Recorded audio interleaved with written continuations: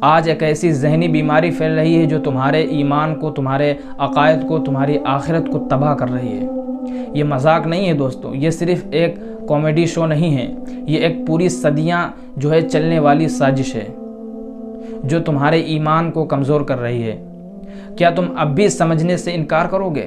کیا تم اب بھی ہنسو گے جب تمہارا مذہب ایک تماشا بنا دیا جائے؟ آج بات کریں گے منور فاروقی، سمے رینا اور ان جیسے گھٹیا کامیڈینز کی جو مذہب کا مذاق بنا کر پیسہ کما رہے ہیں اور تم ہنس رہے ہو۔ منور فاروقی گستاخی کا بادشاہ ہے دوستوں۔ یہ بندہ ایک طرف ہندو دھرم کا مذاق بناتا ہے، دوسری طرف اسلام کا مذاق اڑاتا ہے۔ ایک طرف مندروں کا مذاق بناتا ہے، دوسری طرف مسجدوں کا مذاق بناتا ہے۔ کبھی نماز کا مذاق، کبھی خواجہ کی شان میں گستاخی۔ منور فاروقی، تجھے مذاق بنانا ہی ہے تو کسی کرپٹ سسٹم کا بنا، کسی جھوٹے نیتا کا بنا، کسی بالی ووڈ والے فیک ہیرو کا بنا، پر نہیں، تجھے مذاق بنانا ہے تو اسلام کا بنائے گا، قرآن کا بنائے گا، نماز کا بنائے گا۔ اگر آج تم منور فاروقی کے جوکس پر ہنستے رہے تو یاد رکھنا کل تمہارا اپنا بچہ بھی اسی راستے پر جائے گا۔ کیا تم اس تباہی کے ذمہ دار بننا چاہتے ہو؟ کیا تم اپنی آخرت بھی اس فتنے کی بھینٹ چڑھانا چاہتے ہو؟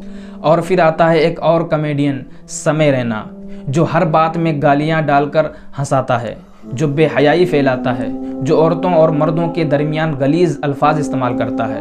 گالیوں کا سننا اب انٹرٹینمنٹ بن گیا ہے، ننگی باتیں سننا اب ہنسی کا سبب بن گیا ہے۔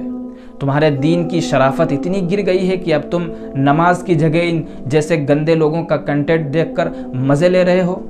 پہلے جب ٹینشن ہوتی تھی تو نوجوان نماز پڑھتے تھے، سجدے میں روتے تھے، قرآن کی تلاوت سنتے تھے، اور آج اسٹریس دور کرنے کے لیے بے حیائی اور گالیاں سن رہے ہو۔ پہلے جو سکون اللہ کے ذکر میں ملتا تھا، آج وہ سکون گندے ان جوکس میں مل رہا ہے۔ اگر تمہیں اب بھی سمجھ نہیں آ رہا ہے تو بھائی سمجھ لو، شیطان نے تمہیں جلدی میں پھنسا دیا ہے۔ جو لوگ منور اور سمے جیسے لوگوں کے فین بنے بیٹھے ہیں، ان سے ایک سوال ہے، اگر کل یہ تمہارے نبی صلی اللہ علیہ وسلم کی شان میں گستاخی کریں گے تب تم ان کا سپورٹ کرو گے؟ اگر کل یہ تمہارے مذہب کا مذاق بنائیں گے تب بھی تم ہنسو گے؟ اگر تم نے آج نہیں سوچا، آج نہیں سدھرے تو کل تمہارا اپنا بچہ بھی اسی بے حیائی کا شکار ہوگا۔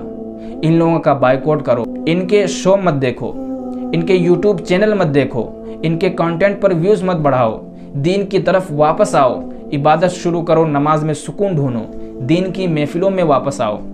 مسلم نوجوانوں کہاں کھو گئے؟ سمے آ گیا ہے دوستوں سدھرنے کا، سمے آ گیا ہے سمجھنے کا، صحیح راستے پر لوٹنے کا۔